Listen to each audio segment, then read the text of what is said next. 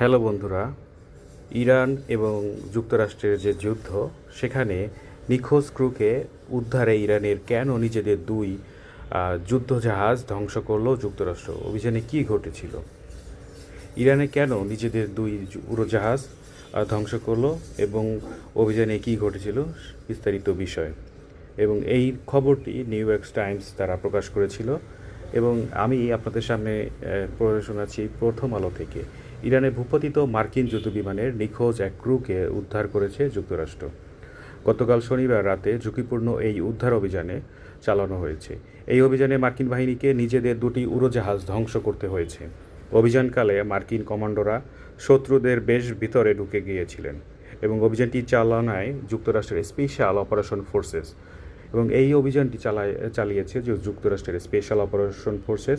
এই অভিযানের বিষয়ে জানাশোনা আছে এমন কয়েকজন বর্তমান সাবেক মার্কিন কর্মকর্তারা এসব জানিয়েছে। কর্মকর্তাদের ভাষা অনুযায়ী আহত এই ক্রুকে খুঁজে বের করতে তার কাছে পৌঁছাতে মার্কিন ও ইরানি বাহিনীর মধ্যে টানা 2 দিন প্রতিযোগিতা চলেছে। শেষ পর্যায়ে কয়েকশো মার্কিন বিশেষ বাহিনীর সদস্যদের অংশগ্রহণে বড় পরিসরে এই অভিযান তাকে উদ্ধার করা হয়েছে। এবং দেখেন যে ইরানে মার্কিন যুদ্ধবিমান ভূপাতিত করা হয় গত শুক্রবার। ইরানের পক্ষ থেকে বলা হয় তারা নিজস্ব আকাশ প্রতিরক্ষা ব্যবস্থা ব্যবহার করে এবং যুক্তরাষ্ট্রের একটি F-15E স্ট্রাইক ঈগল যুদ্ধবিমান ভূপাতিত করে। যুদ্ধবিমানটিতে 2 জন ক্রু ছিলেন, একজন পাইলট, অন্যজন অস্ত্র ব্যবস্থা সংক্রান্ত কর্মকর্তা। যুদ্ধবিমানটিতে ইরানি আকাশ প্রতিরক্ষা ব্যবস্থা আঘাত হানলেও 2 জনই ককপিট থেকে বেরিয়ে ইজেক্টে যান। পাইলটকে দ্রুত উদ্ধার করে এবং যুক্তরাষ্ট্র, কিন্তু অস্ত্র ব্যবস্থা সংক্রান্ত কর্মকর্তাকে খুঁজে পাওয়া যাচ্ছিল না। তাকে খুঁজে পেতে জরুরি ভিত্তিতে অভিযান শুরু করে মার্কিন বাহিনী এবং অন্যদিকে ইরানও এই মার্কিন বহনের ক্রুকে হন্য হয়ে খুঁজতে থাকে। এবং এই তল্লাশি উদ্ধার অভিযানের ফলাফল মার্কিন প্রেসিডেন্ট ডোনাল্ড ট্রাম্প এবং গত 28শে ফেব্রুয়ারি ইরানের বিরুদ্ধে যুক্তরাষ্ট্র ইসরায়েল শুরু করা যুদ্ধের ওপর বড় ধরনের প্রভাব ফেলতে পারে বলে ধারণা করা হচ্ছে। নিখোঁজ ক্রুকে খুঁজে বের করা, তাকে উদ্ধার করার বিষয়টিতে মার্কিন সেনাবাহিনী সর্বোচ্চ অগ্রাধিকার দিয়েছে। অভিযানে যুক্তরাষ্ট্রের বিশেষ বাহিনীর কয়েকশো সদস্য অংশ নেন। এছাড়া অভিযানে অংশ নেয় কয়েক ডজন যুদ্ধবিমান ও হেলিকপ্টার। যুক্তরাষ্ট্রের সাইবার, মহাকাশ ও গোয়েন্দা সক্ষমতা এই অভিযানে ব্যবহার করা হয়।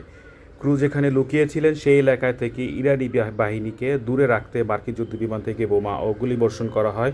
অভিযান সম্পর্কে জানেন এমন 2 জন সাবেক মার্কিন জ্যেষ্ঠ সামরিক কর্মকর্তা বলেন যে অভিযানকালে নিখোঁজ ক্রুর দিকে মার্কিন বাহিনী এগিয়ে গেলে সেখানে গোলাগুলি শুরু হয় এবং এক পর্যায়ে ক্রুকে উদ্ধার করা হয়। তার কাছে আত্মরক্ষার জন্য একটি পিস্তল ছিল। ক্রু সহ কমান্ডারদের নিরাপদে নিয়ে যেতে যে 2টি পরিবহন উড়োজাহাজ পাঠানো হয়েছিল সেগুলোকে ইরানের এক পর্যায়ে ঘাঁটিতে আটকে পড়ে। পরিস্থিতি মোকাবেলায় দ্রুত আরও 3টি উড়োজাহাজ পাঠানো হয়। পরবর্তী সময়ে আটকে পড়া উড়োজাহাজ 2 যাতে ইরানের হাতে না পড়ে সেজন্য বিস্ফোরক ঘটিয়ে সেগুলোকে ধ্বংস করা হয় বলে মার্কিন কর্মকর্তারা জানান। নিউ ইয়র্ক টাইমসের প্রতিবেদনে বলা হয় শুক্রবার মার্কিন যুদ্ধবিমানটি যে এলাকায় ভূপাতিত করা হয় সেই এলাকায় সরকার বিরোধীদের অবস্থান বেশ জোরালো। তাই নিখোঁজ থাকা ক্রু চাইলে আশ্রয় ও সহায়তার জন্য স্থানীয় লোকজনের উপর নির্ভর করতে পারতেন। বিষয়টি ইরানের সাময়িক বাহিনীর নজরে আসে। তারপরও নিখোঁজ ক্রুকে ধরতে জোরে তল্লাশি শুরু করে। সেই সঙ্গে তাকে খুঁজে পেতে ইরান সরকার স্থানীয় মানুষের সহায়তা চায়, পুরস্কার ঘোষণা করে। এবং মার্কিন প্রেসিডেন্ট ট্রাম্প তার ট্রুথ সোশ্যালে এই অভিযানকে যুক্তরাষ্ট্রের সাময়িক ইতিহাসের অন্যতম জটিল ও দুঃসাহসিক উদ্ধার অভিযান হিসেবে উল্লেখ করেছেন।